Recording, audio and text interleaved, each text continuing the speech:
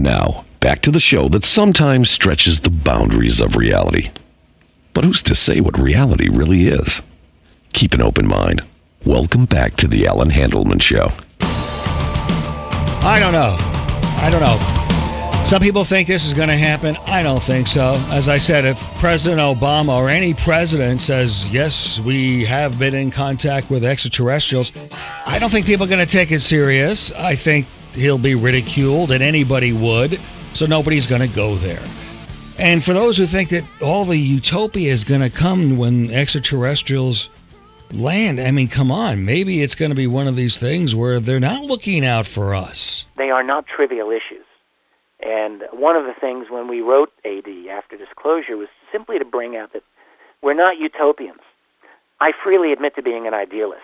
There are certain things that I do believe in, but I don't have this pie-in-the-sky idea that, oh, yeah, disclosure is going to solve all of our problems, people. Free energy is going to be wonderful, and we won't have to worry about anything ever again. No. We're going to have more issues to deal with, and there's going to have to be, it seems to me, an open process, but a definite process by which we safely transition as a global society, from petroleum to a post-petroleum paradigm. I think that that's going to be necessary and messy.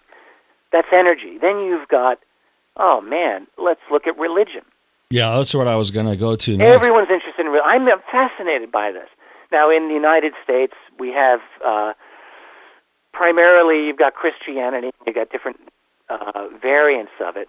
I think when we talk about religion, implicitly, a lot of Americans wonder, how are the evangelical Christians going to deal with this? Or at least I sometimes wonder this.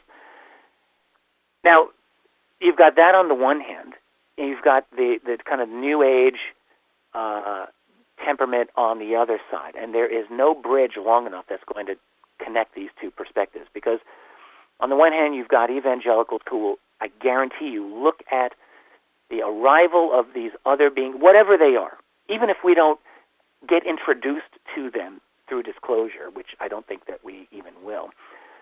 But they're going to interpret this through their own perspective, which is that these entities are demonic. And that's how it's going to be. And on the other hand, you're going to have essentially the descendants of the great harmonic convergence of the 80s, who are now the full-fledged New Age community that believes in the benign, positive space brothers and sisters who are here to elevate our consciousness to join the galactic community. That's a completely different take on this. And how to bridge that? There is no bridge. What's going to happen is it's going to take time, generations. The thing about disclosure is that it's not necessarily going to be a case where the president's going to have the luxury of bringing a little gray alien onto the podium next to him and say, here you go, people, here it is. It may not be possible to do that.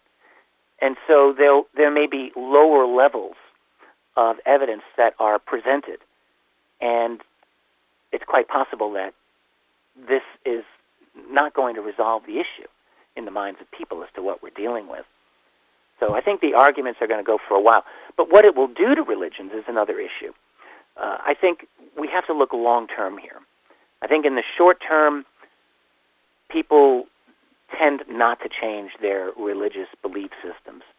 I think once someone turns 30, 35, for the most part, they almost never change. But what does change are their children and the subsequent generations. Right, that's probably true, yeah. So that, if you have a strong religious attitude one way or the other, that's fine, but your grandchildren may look at this very differently, growing up in a world where this reality is very different. So that the big religions, Judaism, Christianity, Islam, in particular, those three, I think, are going to, particularly, I would say, Christianity and Islam. I don't see Judaism as susceptible to this, but who knows? When you're looking at Christianity and Islam, these are two religions that are have a very specific cosmology where you've got strong adherence. But really, I think all religions are going to have to deal with this. And where it's going to turn out, They're going to have to adapt. All of them will have to adapt. Yeah, it's very interesting. You bring up so many interesting things. First of all, you're right. People who have a little, maybe they are religious to a degree, but they're more agnostic and they just don't know what to believe. They may not have a problem. But those who believe that it's exactly the way it's written in their Bible, whatever religion you want to pick, they're the ones who are going to have a difficult time, and that's true. And the other thing is, you mentioned, this is interesting, because if you go back to even back in the 70s when there was Bo and Peep, and there were these people who gathered knowing that something great, the ETs are going to be friendly and help us. Yeah. That's something that's out of our mind and imagination, I suppose. I mean, there have been contactees, and there have been people who talked about they do care about us, but other than that, we don't know what some of these aliens have in mind. It may not be benign. I completely agree with that. When you look at serious research into this, what is startling is you get a pretty wide range of experiences that people have, and some of the experiences people seem to have had do appear to be quite positive. Quite a few appear to be quite negative, and that they're dealing with entities that, let's just say, I wouldn't want to leave my kids alone in a room with. So there is a range, and we might ask, well, are these confabulations of some sort or not? My own opinion is there's a core of truth to many of these. I've interviewed personally so many people at this point who've had experiences that are truly traumatic for them. And something's going on, and it's difficult for them even to discuss what they've gone through in so many times. I'll get someone in an interview for the first time. They've gone for years, not spoken to a soul about what has happened to them. Sure. And they begin talking to me, and many times I have to say to them, hey, slow down, it's fine, take a breath. Because what happens is their heart begins to race. They start, their voice gets very elevated, and they start talking very rapidly, and they hyperventilate, and they get, one actually had heart palpitation. Mm-hmm. And this is men and women. Something happened, and the reason that this occurs, in my belief, is that there is an implicit command that is left in them to say, never, ever discuss this. Mm-hmm. There's something going on with this process.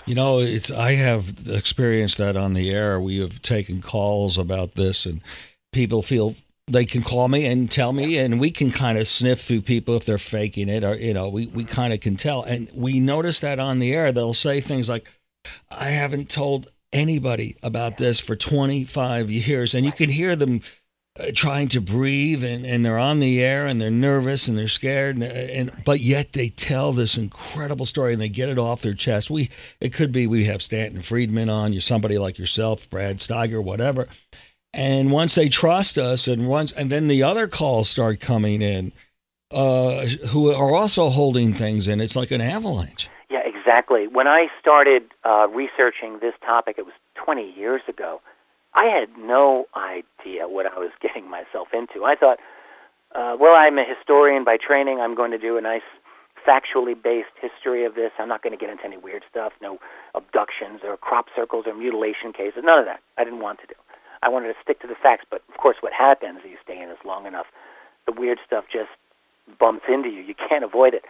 But what I noticed is people that I would encounter in my daily life when they found out that I was this UFO investigator researcher, there was always a small percentage who would look at me like, what's wrong with you? But I would say a large majority were fascinated, and many people, hundreds of people, and this is not at UFO conferences, this is just in my daily life, hundreds of people would relate to me their experience. Sometimes just an intense kind of sighting, and sometimes something more than that. And these people go through their lives telling almost not a soul. Think about, I've often wondered what it says about our society, where you've got a large number of people who've had these intense experiences, dramatic, traumatic, and yet they feel constrained. They can't tell anyone because of ridicule. Oh, yeah. That's a bad thing about our society. There's something wrong about that. And disclosure will open that whole thing. And there are the professional debunkers. Right. We have dealt, and people listening for the first time or hearing this topic for the first time on the show, you got to understand, I've been talking about this subject for so many years, and we've gone so beyond, well, is it possible these are extraterrestrial? We don't know. They're UFOs. There's probably 95% of these sightings, 90% that easily can be explained, misidentified planets, whatever. But we're only talking about that 5%, that 10% that you can't explain analytically without some kind of extraterrestrial control. At least that's the way it seems to me. Anyway, listening right now and calling in on the subject, actor Dan Aykroyd, outspoken on the subject of UFOs. We've had him on the Allan Handelman show before. One of the entertainers who are brave enough to talk about it. Well, Spielberg is quite outspoken about his belief in these matters. He made it probably one of the great films on the subject, which is Close Encounters of the Third Kind. He, in fact, went to the White House to screen E.T. for Ronald Reagan, and Ronald Reagan was about to tell him about his sighting when he was governor of California. They were in a twin-engine plane flying from Sacramento, I believe, to their ranch in Santa Barbara, and he and his wife both saw this object, and they had the pilot of the plane follow it. And Spielberg said that when Reagan walked up to him to begin to tell him the story, the president was immediately whisked away by some advisors that said, there's a defense briefing now, Mr. President. And so he never got it firsthand from Reagan. But I remember Reagan at Hollywood parties speaking of it over the years as a reality. So certainly Stephen is one who believes and has great faith in this phenomenon as a truism with credibility. And then I know another very prominent comedy director who would prefer to remain anonymous about it, but he was driving in Rhode Island in the 70s with a friend of his, and they saw a huge, big, black triangular ship pace their car down the highway and then just disappear into a dot within seconds, and he speaks of it very vividly. So those are the two guys that I know. One would like to talk about it and make it known and made a movie about it, and the other one kind of wants to keep it quiet. I take this talk of cover-up, and then I kind of point it back in another direction, and I say, really, the government has not been covering up their interest in this for years. In fact, they have very publicly expressed their interest. As you say, when Hynek was studying for the government, there have been 4 or 5 different actual bodies that looked into this subject: Project Sign, Project Blue Book, Project Grudge, the Condon Report, the work of Ed Ruppelt. So the government has, over the years, had to put people in Air Force uniforms in front of cameras, in front of the public, to say, we are looking into this. There's footage of President Truman speaking, being asked about the flying saucers that came over Washington in 1952 in the end of July, and a reporter asked him, what about all these flying saucers? And Truman actually says, well, we're looking into it. We don't know what it is, but we're looking into it. And of course, the famous story about Eisenhower maybe actually meeting one. Clinton asked about it. Carter filed a NICAP report. President Reagan, when he was governor, as I said, had a sighting. So many government officials have spoken really openly about it. I think what the cover-up is when you get into actual material possession, perhaps, of craft and beings. Naturally, they're not going to come up and let that be revealed to the public and to the nation. That's just too sensitive. And so that over the years, you get the government's explanations, as you said, that Hynek were forced into, of weather balloons and swamp gas and all these other things that they attribute these sightings to. But in fact, in the end, with the government, all these surveys, roughly, in all of these surveys, there was, 18 to 20 to 25 to 30% if you go across the breadth of these surveys, where they just cannot explain. They're there investigating and they cannot explain. Well, I think David Sarita, my friend who's going to be on with you, can explain, and I think there's a lot of people who can explain, like Bob Lazar and Stephen Greer and Bassett. They can explain what these things are. They're craft that are a billion years more advanced technologically than we are. They can skip from dimension to dimension, gravity, dimension, interdimensional travel. This is nothing to people that have a billion years technology on us. Look how far we've come in 100 years, from the Wright brothers' fabric, wood, and lawnmower engine plane, basically flying less than a mile on a beach in the Carolinas, to the Dreamliner Boeing 777 today, and the space shuttle and space travel. And that's just in 100-some years. So we can imagine a civilization with a billion years of technology on us, what they might come up with. But could you imagine if you turn on the ABC News or CBS News and you hear we had UFOs that had landed near the White House? We have a live camera. We don't know what is going on, but this is what it looks like. Could you imagine the impact on the whole world for those who don't even believe this is happening? They think this is just people's imagination. And I guess that would be the scenario that would prove to everybody something is real, but it doesn't seem like the aliens would ever do that. It seems like that's the last thing they want to do. I don't know. You tell me. Yeah, I agree. I think there's you've got the secret keepers, and then you've got these other beings, and that's at least the one area where they seem to be very much in agreement, which is they're not talking. They're not coming out in the open. Why is that? All we can do, at least in terms of these other beings, is speculate. Maybe they're not really able easily to communicate with us in a way that would make much sense. Maybe they just don't see it as worth their while. After all, if we were studying a band of highland gorillas in Africa, we might not just walk up to the lead silverback male and say, "Hey, how you doing?" Yeah, that's a great analogy. Why are we so important to them that they say, well, let's give these guys the proof they need for their media? I mean, right. I mean, it just may not be on their agenda. Right. So it's hard for me to think for these entities, but I do believe they're here. And one of the reasons that I think there's something going on is in the document trail. It's easy for us to forget that we do have a very good catch of UFO-related documents that are authenticated, that have been released by the U.S. government over the years. I mentioned that we had a brief glory era of the Freedom of Information Act, but man, it was so important. What we received during the late 70s, it's now public domain. They can't take it away from us. It's out there.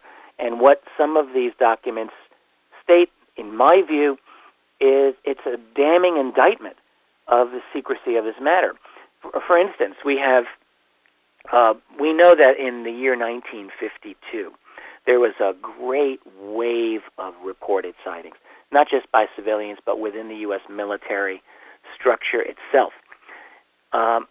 What we also learned is that the CIA itself was deeply concerned about these sightings. For a couple of weekends in a row, for instance, there were UFOs that were seen right over the Capitol, over the White House, that got national news, made the headlines of the New York Times. Harry Truman was interested in what was going on. Big stuff. The Air Force debunked it all a week later, saying it was all weather phenomena. No one believed it. We have classified documents stating that no one within the classified world took that explanation seriously. And then here's the memo that I feel is really one of our most important ones. At the very end of 1952, the director of the CIA's scientific intelligence, a guy named H. Marshall Chadwell, was writing to his boss, the director of the CIA. And he writes, this is in December 1952, this is one of the Freedom of Information Act documents we've received. He says, at this time, the reports of incidents convince us that there is something going on which must have immediate attention. Sightings of unexplained objects at great altitudes and traveling at high speeds in the vicinity of major U.S. defense installations are of such nature that they are not attributable to natural phenomena or known types of aerial vehicles. Now, keep in mind, this is a bureaucratic memo. It's classified. In the CIA, you're not just going to say, hey, boss, I think we're being invaded. But this is about as close as you're going to get when bureaucraties to such a statement. He's saying that we've got unexplained objects at great altitudes and very high speeds near sensitive installations that are not natural phenomena. They're not anything we know. What more do you want? And that's a 1952 document to the director of the CIA, and we just happened to get it through Freedom of Information. We have a document from a couple of years before that, in 1947, from a 3-star general who later became Chief of Staff of the U.S. Air Force, General Nathan Twining, who was writing to another general. This is in September of 47, and describing to him the military reports that had come in about UFOs. These are the military reports. And he wrote this 3-page letter, typed, that in detail described the characteristics of these flying discs, as they were called. One was silent or nearly silent. They had extreme rates of climb, maneuverability. He said these were real, not visionary or fictitious. He writes, circular or elliptical in shape, flat on bottom and domed on top. Now ask yourself, what in 1947 is supposed to be flat on bottom and domed on top that takes evasive action when sighted, well-kept formation of flights, no sound? Let's get real here. Mm-hmm. Something is going on. We're going to take a break. It's Richard M. Dolan, the book After Disclosure, When the Government Finally Reveals the Truth About Alien Contact, and actor Dan Aykroyd, very passionate about the subject. We'll be back. Stay tuned for more of the Allan Handelman Show. I want to tell you more about the C. Crane Company and that FM transmitter, too. It is one of those things, man, when I was a kid, I would have loved to have this. It's a chance really to essentially have your own radio station. But if you want to hear great audio from your MP3 player, your phone, anything literally you could plug into it, including a microphone if you wanted, this is what they have for just $59.95. It's the FM Transmitter 2. Initially, the FM Transmitter 1 impressed a lot of people, not only because of the price, because of the great quality, the great coverage, because a lot of them, these FM transmitters you've seen, maybe you've even bought them before, they sound like crap. You're not going to listen in. If you're really into music, it couldn't even handle the bass end half of the time. And they put it together, but now the FM Transmitter 2 is so much better, almost by accident. It is broadcast quality audio. It's an interesting story. See it for yourself. Go to the website, or I got a phone number for you to call too, but go to the website, ccradio.com. ccradio.com. Look up FM Transmitter 2. Read the reviews. Read about the modifications. You can also call 800-522-8863. 800-522-8863. And when you call, they're going to ask you for a code or how did you hear about it. Just say Allan. And by doing that, any promotions they're having and discounts they're going to apply, they're going to apply it when you say Allan. The FM Transmitter 2. Also, the website, ccradio.com. ccradio.com. And even if you're not interested in this product, you've got to see the other stuff. Just call and ask for a free catalog. It's one of those catalogs people are going to want to borrow. Call 800-522-8863. Ask for a free catalog or use the website or order and try for yourself. The FM Transmitter 2 from the C. Crane Company. Why eat junk at night when you can go to Wendy's? We make everything fresh right when you order. Like our new 99-cent crispy chicken sandwich. That's right. All white meat chicken for just 99 cents. Why didn't you just go to Wendy's? Yeah, they make everything fresh. What can I say? I'm weak. Weak and green. Not a good combination. No good. Make it a Wendy's night and do what tastes right till 1 a.m. or later. Prices and participation may vary. If it's late and you're hungry, do Wendy's, where the late night pickup window is open till 1 or later. You can come by and have anything on the menu made fresh, whether it's the 99-cent crispy chicken sandwich or a cool, creamy Fix and Mix Frosty. Do Wendy's. Do it tastes right.